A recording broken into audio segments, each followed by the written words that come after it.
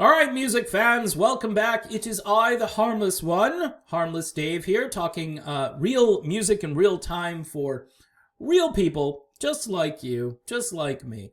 So this headline warmed the cockles of my heart.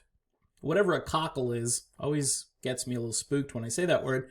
Co-founder Mark Farner blasts the fake Rock and Roll Hall of Fame. This is a really good article. In a brand new interview with Sofa King Cool, former Grand Funk Railroad singer Mark Farner was asked how it feels to see various rap and hip hop. Okay, stop. Why can't there be a rap and hip hop Hall of Fame? Why? I mean, seriously, why can't it's stylistically very different from rock and roll. And anybody who doesn't see that is either lying to themselves or is living maybe like a separate life, but right alongside the life they're currently living. You know what I mean? It's just outer body experience. I don't know what I'm trying to say. So he was asked about seeing these artists get into the Hall of Fame. And of course, Grand Funk is not in. Another amazing example. Grand Funk is not in the Hall of Fame.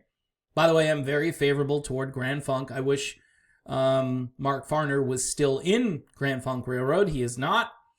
It's a shame. He goes on to say it shows the illegitimacy of the Rock Hall, and the people are definitely smart enough to know, meaning you and I. They need to be reminded, though, that the Rock Hall is not a representation of the will of the people. It is a representation of the will of the owners of the Rock Hall. You know what's weird is I read these couple of sentences, and this is what's happening at large in society. Think of this. I don't mean to go off on this tangent, but it's so obvious. It's not a representation of the will of the people. It is a representation of the will of the owners.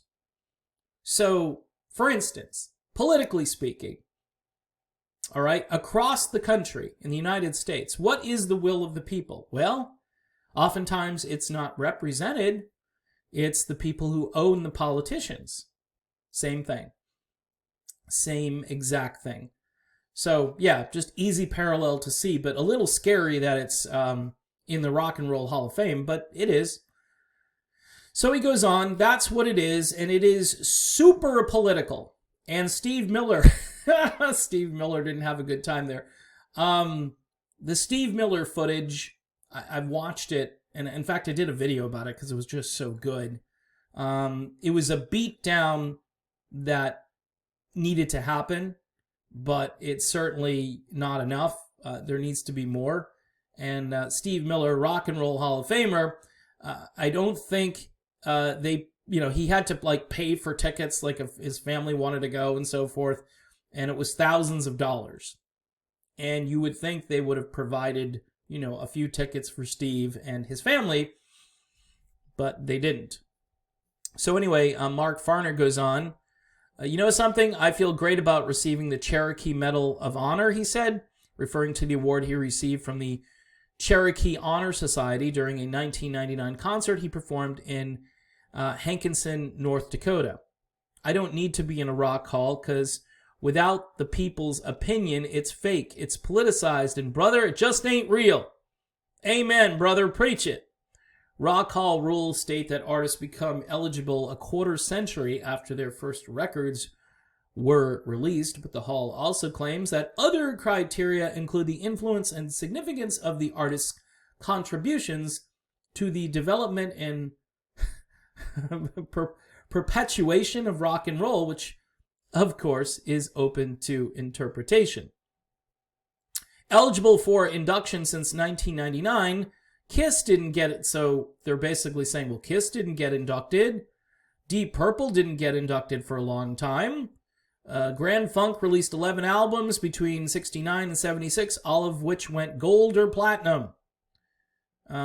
Help define 1970s rock and roll. So the article here is fairly positive, saying that, yeah, this band kind of meets the criteria. Although, again, it's open to interpretation. So we, the owners of the Rock Hall interpret that Mark Farner, who's shown here with American flags, so that's killing his chances, he's not going to get in. And it's too bad. He might get in posthumously, which, again, will be a shame. Grand Funk is still out there. They got Max Carl on lead vocals, who used to be in 38 Special, who's a great singer. But Mark Farner is the guy. He is the essence of the band, and he is right to call out this phony baloney stuff. In any event, that's a video, and I'm sticking to it. Thanks for watching. Don't forget, folks, to subscribe to the channel.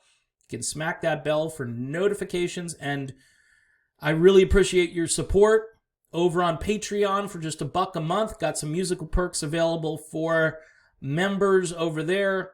Basically, you do $1 a month and you're in, and we can talk and chat and yell and scream at each other and so forth, although I am, like I say, I'm kind of harmless.